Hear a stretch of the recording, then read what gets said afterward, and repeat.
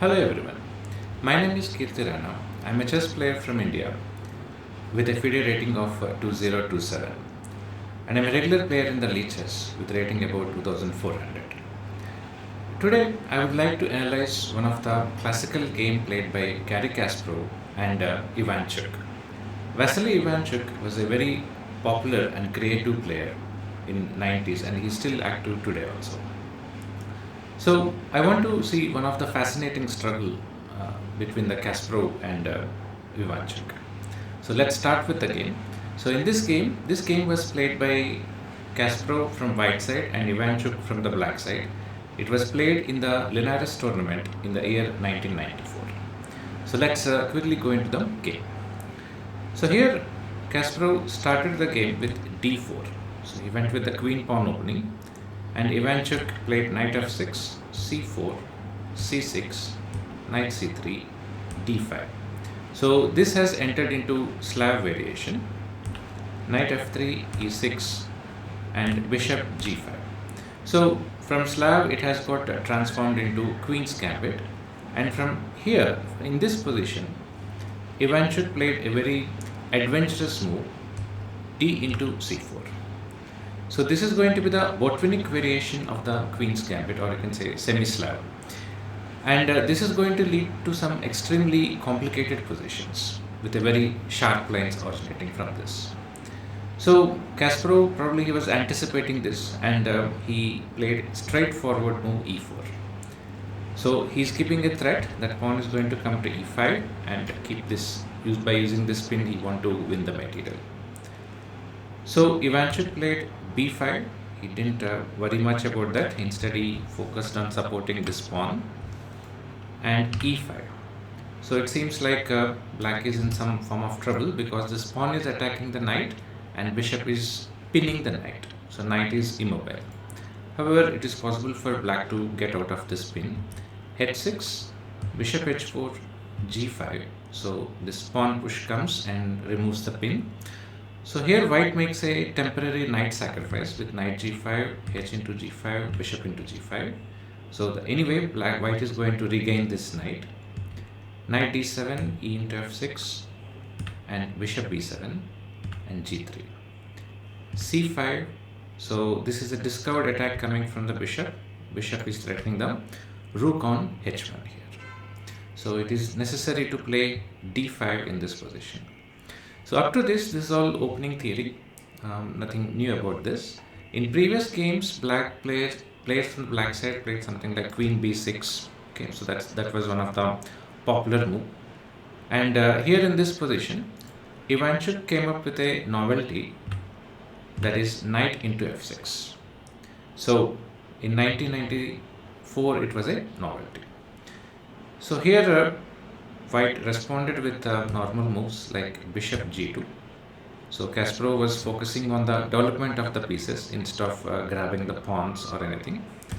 So bishop h6, this is another interesting move. And here black is immediately challenging the white bishop, whether you are going to take this one or this one. So Kasparov captures the knight on f6 and queen into f6. And here Kasparov plays a very disciplined move, that is castling.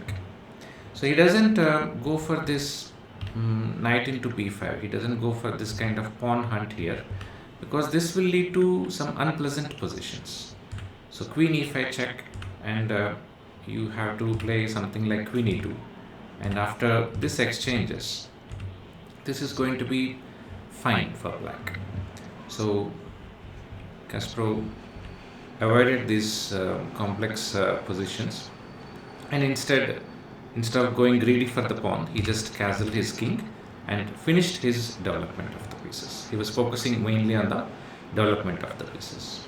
So black played queenside castling, which is natural in this type of variation. So knight takes b5, and here we come to a very crucial position. So in this position, let us take stock of the situation. Okay, so this is move number 17. So we have finished the opening theory and the players has entered into the middle game in this position. So this is a very crucial movement. So what does each side achieve in this position? So if we talk from black's point of view, black is having definitely two bishops advantage, and also he has got open files on the king side. So the rooks, or they can always come to these files along with the queen, and they can straight away hit the white king. Not only that, once black makes a capture of e takes d5, he is going to have a mobile pawn center. So two bishops, a mobile pawn center, open files against the enemy king, white's king. So it looks very nice from black's point of view. However, there are some downsides to this. The problem is, fundamental problem for black is the black king is exposed. So the pawns in front of the king had moved forward, and king does not have sufficient cover around the king. So that is one of the weakness. So king weakness is the significant issue that black have to be dealing all the time. And from white's point of view, yeah, here compared to the black king, definitely white king is much better covered with the pawns. So along with the pawns, it is also having a bishop. So definitely good amount of cover is there. The pawns are not advanced forward. So king position is relatively good from white's point of view, despite there are open files coming for the black rooks. Black rooks are having open files. Despite that, it is better for white if you compare the king positions. And here in this position, black played e takes d5. This is a very natural looking move in this position, but this is strategically, this is a mistake. So why this is mistake? See, here it is suggested that a6 is the right move, because black doesn't want this knight to be here on this b5 square. So if a6 is played, the knight had to retreat, then e takes d5. So black is able to push the knight back and able to recapture the pawn on d5. But this was not played in the game. If this was played, maybe black could have had a much more safer position. But maybe Ivanchuk was worried about giving up this pawn on d5. See, there is a possibility that white can take knight into d5 in this position. But this will lead to a forced endgame situation, which is highly unclear. Let's say if black plays queen e6, this knight is attacked by three pieces, 1, 2 and 3, and there are only two defenders. So if white plays rook e1, rook takes d5, and here bishop into d5, only move, queen takes d5. See, here black is keeping a very dangerous mating threat, queen g2 or queen h1. So queen into queen is the only move, and black will recapture with the bishop, and here white can gain one pawn with rook e5, and here bishop e6, rook into c5 check, king b7. So suddenly from the middle game, the position got liquidated and got transformed into an end game, which is highly complex and unclear. It is complex because the material balance is quite unbalanced here. So the reason is, see, white is having rook and two pawns, whereas black is having two bishops. But what makes difference here is the black's bishops are very well placed. Both the bishops are very active, and this pawn is very strong, and in fact the rook and king, all the black pieces are much more active than white. So definitely this is not a very clear and a favorable ending for white. So black can play this kind of position. So let us rule out this knight into d5. So after playing knight into d5, this is leading to a forced endgame situation. So let us rule out that one, because it is highly complex type of position for white. So here it is suggested the better move is going to be quite developmental move like rook e1. And here black can advance the pawn to d4, bishop takes b7, king b7, knight e4, and queen c6. And here white can play an interesting move, queen h5. So hitting this pawn on f7 as well as pawn on c5. Yeah, this is going to be this is again going to be an unclear position, and both sides will have good chances. So let's come back to the game continuation. Here in this position, I think Ivanchuk was more concerned about having a mobile pawn center, stable pawn center, and he captured e into d5. So here, this is giving an excellent opportunity to white. Some kind of positional advantage is coming for white. Here what happens is white takes knight into a7, king b8, and knight retreats back to b5. Here the problem for black is white is going to gain counter-attack through knight as well as queen. There is a good chance that this knight can become a very strong outpost after white plays this pawn move to a4 and protect this pawn. So knight is going to become outpost very soon, and once the queen is deployed into the game, then the knight and queen are going to become very tough duo for black. They are going to be big asset for white. So in general, we consider like knight and queen are considered as perfect attacking duo. So black is giving such kind of opportunity. Not only that knight and queen are going to participate in the position, but even through this open a file, the rook is also going to get activated, as we shall see in the coming moves. So that is a problem. So that's why you should, whenever possibility is there, one should avoid giving active knights. Knights when they are outposts, when they are having outposts, or let's say if they are aided by the queen, they are going to be extremely dangerous. So you should avoid those kind of situations. However, Ivanchuk chose this one, so let us see how the game follows. Here Ivanchuk plays bishop to g7. So idea is keeping the file open for the rook, and queen can come very soon onto the square. And here Kasparov plays a4. So here this is an important move because this pawn is going to solidify the knight on the b5 square. So knight is very nicely cemented there, and now this is going to become a very dangerous outpost for black, hitting in several directions.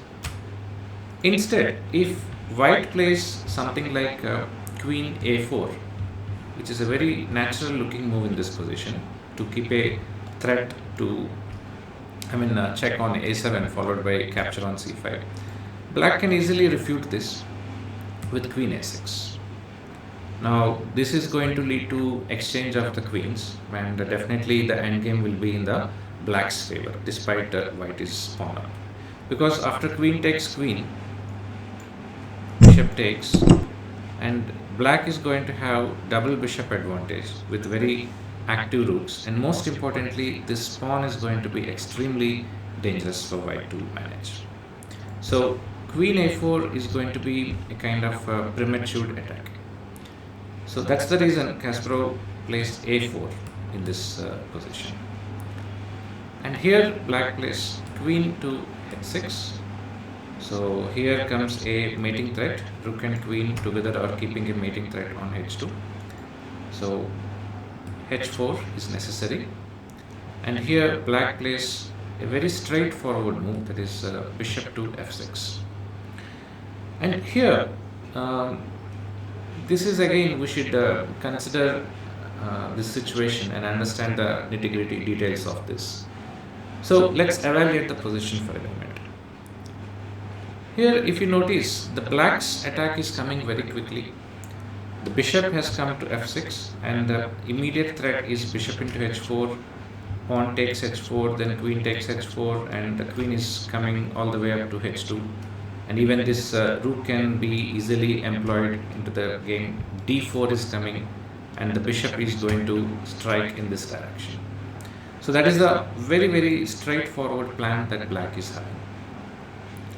On the other hand, if you look at White's attack, White's situation, White is having a nice outpost on b5, yes, but the point is, it is going to take more time if you start pushing this pawn and take all the way up to a7. And despite the bishop is looking towards this side, it is effectively blockaded by the black's pawn on d5. So, under these circumstances, it is very necessary for the white to bring quick development, and quickly the white pieces have to be deployed into the attack. So it is not possible to do any kind of passive defense here in this position, because the black rooks are storming against the king. Even if you play something like queen g4, it is going to be not so useful because this rook comes here. So under these circumstances, the need of our in this position is white have to deploy his pieces as quickly as possible into the game. I mean, in terms of attack. So how to deploy the white's pieces into the attack? So under these circumstances, Kasparov plays an extraordinary maneuver in this position, which is queen to e1. So what is the point of this? Queen goes to e1, and from here the queen wants to go all the way to a5 and attack the black king in these directions. So see, generally in this type of position, the most natural move that comes to our mind is something like rook e1, but it is very slow. So queen e1. So this is something an unexpected kind of move, a small move with the queen. Here black sticks to his plan and plays bishop into h4. Yeah, so here there is no chance of recapturing this, because after queen into h4, the attack is going to be quite decisive. So in this position, Kasparov he plays a straightforward move, queen to a5, and deploys the queen into the attack. Of course, instead of this, there is another stronger move, that is queen to e5. Let's say, for example, if queen e5 check is played, black have to move his king to a8, then queen c7, then bishop once it retreats. White can capture this pawn on c5 with a tempo. Check, king b8, queen a7 check, king c8, and queen into c5 check. So the point of repeating the checks is to gain the tempo. So once king goes to b8, you have to take care of this checkmate on h2. So white can simply push queen to c7 followed by f4. So after f4, the king gets a nice escape square on f2, from which the king is going to be safe enough. So somehow in the middle of the battle, probably Kasparov missed this extraordinary queen e5 move, and he played queen a5 as per his plan. So here black plays bishop to e7, because the threat in this position is the queen is coming to c7 or a7, followed by queen into c5 check. So in order to cover that pawn, the bishop has gone all the way back to e7 and supports it. And here queen c7 check, the queen is entering into the attack, king a8. And here it is not possible to take this bishop on e7, because queen h2 checkmate is a threat. So white plays rook f to e1, queen a5 check, king b8, and queen c7. So Kasparov in this position has repeated some of the moves because he is under time pressure. And king a8, and here rook f e1. So here the rook is deployed into the game at the right moment. On one hand, this is a defensive move, because after queen h2 check, king gets an vacant square on f1. On the other hand, this is also an extraordinary attacking move, because the rook straight away attacks the bishop on e7, and from here there is a good possibility that rook can enter towards the king. So bishop d6 is played, so offering the exchange of the pieces, but Kasparov denies it and plays queen b6. So immediately the threat is queen a7 check and mate. So bishop b8 only move, and again Ivanchuk is offering exchange of queens. So this is how he wants to exchange of the queens, so that the position becomes more comfortable for black. However, in this position, Kasparov finds another extraordinary move, that is a5. So after a5, what is the problem here? This time black cannot exchange the queens, because if he takes queen into queen and pawn takes queen with a discovered check coming from the rook, and you see the black king is in a miserable situation. So black have to give up the bishop here, and this is going to be completely winning position for white. So it is not possible for black to exchange the queens here. So he plays rook d7. So why did he play rook d7 here? See, here first of all we should understand what is the threat that white is keeping. The immediate threat in this position is rook is coming to e7, and after rook e7, white's attack is going to be unstoppable with the queen into b7, because the rook is going to support the queen on that side.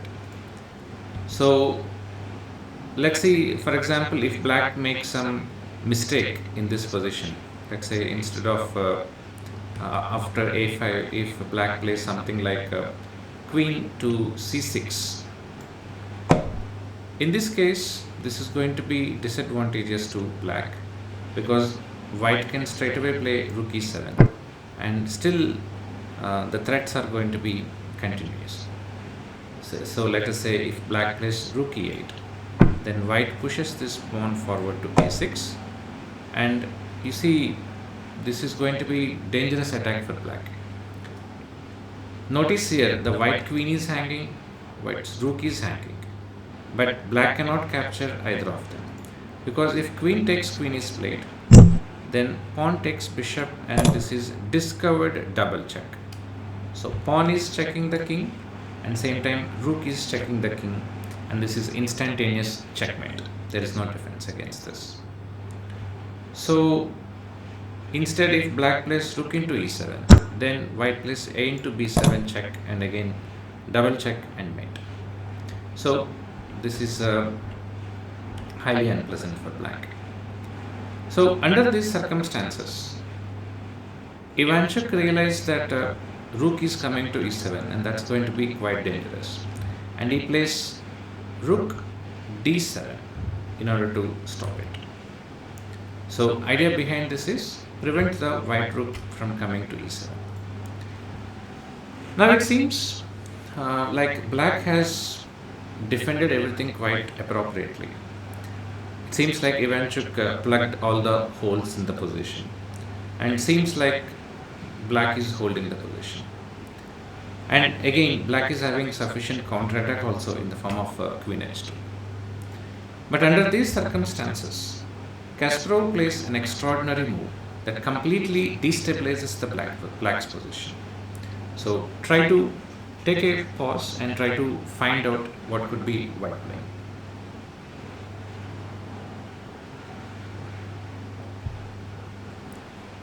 Okay, so let us discuss here. So here white makes an extraordinary destabilizing move, that is rook to e8. So what is this idea of rook e8? So here black cannot take rook into rook, because in that case white can take queen into queen. Queen is hanging. Same way, black cannot take queen into queen, because pawn takes queen. This is going to be very dangerous for black. Okay, followed by rook into rook is also possible. It's almost kind of mating attack. So again, this is not possible for black. So what happens if nothing is if black plays something like if it doesn't do anything? The immediate threat is queen a7 checkmate. because the knight is supporting the queen, and most importantly the rook is pinning the bishop. So queen a7 check is the immediate threat. So this is an extraordinary destabilizing move that completely shook black's position. So black plays queen h2 check and king f1, but this doesn't solve the black's problems because queen a7 check is still coming. So under these desperate conditions, Ivanchuk gave up the queen and king takes g2, and he played d4 check. So here again, this is an important movement. In this position, it is possible for white to play some kind of natural move like f3 and preserve the advantage of the queen and win with that kind of advantage also. But that is going to be complex because no matter what, the black bishops are very active and he is having an advanced pawn here, and together with the active rooks, maybe in future black may generate some counter attack. So again, as we know about Kasparov, he is an extraordinary converter of middle game to end game. So from this position, he converts this complex middle game position into completely winning end game by calculation. So he gives up his queen advantage with queen into b7 check, and rook takes b7, rook takes rook, rook into knight. So it seems here like it is just like exchange up. Why did he give up queen advantage for exchange advantage? It is just white is exchanger. But point is, white is having a very active passed pawn here. So he pushes the pawn forward to a6, and here the threat is pawn to a7. Remember, black king is still in the pin and it's going to be captured. So again here, forced move for black is to play king a7. And here Kasparov plays rook f8 and attacks this pawn on f7. So the pawn on f7 is defenseless. So Ivanchuk goes for rook into b2, rook f7, and king steps back to a8. Again here, Kasparov again plays another amazing move. See, the natural move in this kind of position is to play a7. Then there is every possibility black can give up the bishop for the pawn and play for some time. Instead, he constricts the black position with a7 and c3. See, here the plan for black is to give up this bishop and play. So see, the most natural looking move in this kind of position is to take a into b8 followed by king into b8. White is one full rook up and play. But problem is, you should never underestimate these pawns. Once the pawns are on the 6th rank, they are going to be extremely dangerous to handle with the rook.